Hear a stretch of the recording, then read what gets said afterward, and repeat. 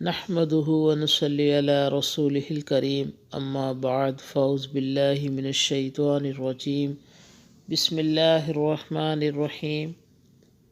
آج انشاءاللہ ہم سورۃ بقرہ کی آیت نمبر 31 تا 33 کا ترجمہ اور تفسیر پڑھیں گے۔ وَعَلَّمَ آدَمَ الْأَسْمَاءَ كُلَّهَا، اور اس نے آدم کو سب چیزوں کے نام سکھلا دیے۔ اللہ کے علم کے مطابق جس مخلوق کو زمین پر خلیفہ بنانا تھا، اس کے ظہور کا جب وقت آیا تو اس کے مناسب سارے سامان مہیا ہو گئے، پھر وہ وجود میں آیا اور اس کا نام آدم علیہ السلام رکھا گیا۔ آپ جانتے ہیں کہ اللہ کی ایک مخلوق فرشتے ہیں جو نور سے پیدا کیے گئے ہیں، ان کا سارا وقت اللہ کی اطاعت اور فرما برداری میں کٹتا ہے، اور یہی ان کی سب سے بڑی خوبی ہے۔ وہ ان تمام خواہشوں اور ضرورتوں سے بالکل صاف اور پاک ہیں جو آدم علیہ السلام کا خاصہ ہے، اس لیے انہیں بالکل علم نہیں کہ زمین اور آسمان کی تمام چیزیں کس کام آئیں گی۔ البتہ یہ حقیقت ہے کہ اللہ تعالیٰ نے ان چیزوں کو بغیر کسی مقصد کے نہیں بنایا، اس میں ضرور کوئی مصلحت اور حکمت ہے۔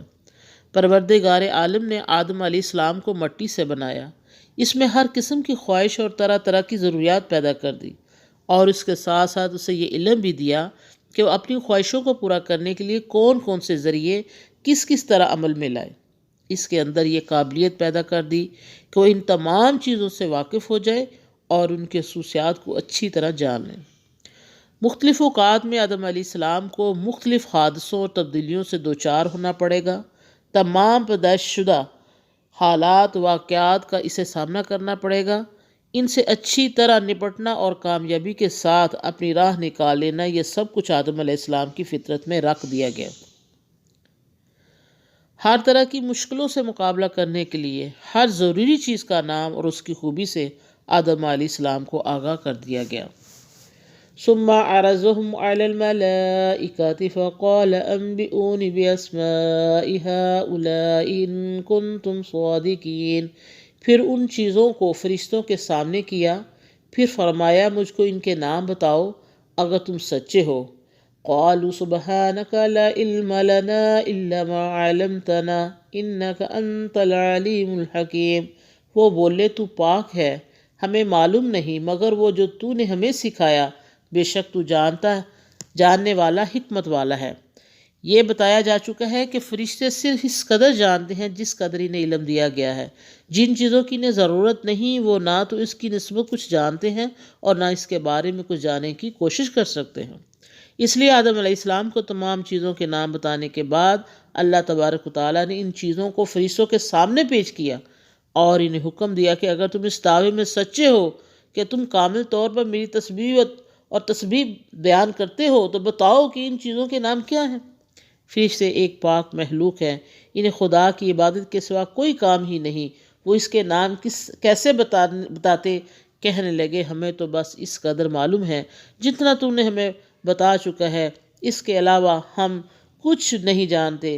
رہی یہ چیزیں تو ان کے بارے میں ہم صرف اس قدر کہہ سکتے ہیں کہ ان کے پیدا کرنے میں کوئی حکمت اور فائدہ ضرور پوشیدہ ہے، کیونکہ تیرے کام حکمت سے خالی نہیں ہوتے۔ ان آیات سے واضح ہے کہ فرشتوں پر انسان کی برتری اور عظمت علم کے اعتبار سے ہوئی۔ اب اگر اولاد آدم علیہ السلام میں کوئی علم سے لاپرواہ ہے تو خلافت الہی کا حق ادا نہیں کر سکتا۔ ہم دیکھتے ہیں واقعی دنیا میں وہی اقوام ترقی پر ہے جو علم کی دولت سے مالا مال ہیں۔ قال يا آدم أنبئهم بأسمائهم فلما أنبأهم بأسمائهم قال ألم أقل لكم إني أعلم غيب السماوات والأرض وأعلم ما تبدون وما كنتم تكتمون۔ اس نے کہا آدم علیہ السلام انہیں ان کے نام بتا دے۔ پھر جب اس نے انہیں ان کے نام بتائے، اس نے کہا کیا میں نے تم سے نہیں کہا تھا کہ میں جانتا ہوں آسمان اور زمین کی چھپی ہوئی باتیں، اور میں جانتا ہوں جو تم ظاہر کرتے ہو جو تم چھپاتے ہو۔ حضرت آدم علیہ السلام کی خلافت کا واقعہ مسلسل بیان ہو رہا ہے۔ اللہ تعالیٰ نے جب فرشتوں کے سامنے آدم علیہ السلام کی خلافت کا اعلان فرمایا تو انہوں نے اول تو یہ عرض کیا کہ ہم تیری حمد و ثنا اور بزرگی اور پاکیزگی کا ہر دم قرار کرتے ہیں۔ گویا اگر صرف حمد و ثنا درکار ہے تو یہ کام ہم انجام دے رہے ہیں۔ پھر فرشتوں نے اس خدشے کا اظہار کیا کہ اولاد آدم علیہ السلام دنیا میں خون ریزی کرے گی اور فساد مچائے گی۔ اللہ تعالیٰ نے آدم علیہ السلام کا استحقاق ثابت کرنے کے لیے علم کا امتحان رکھا۔ آدم علیہ السلام کو ان کی فطری صلاحیت اور استطاعت کے مطابق علم اسما سے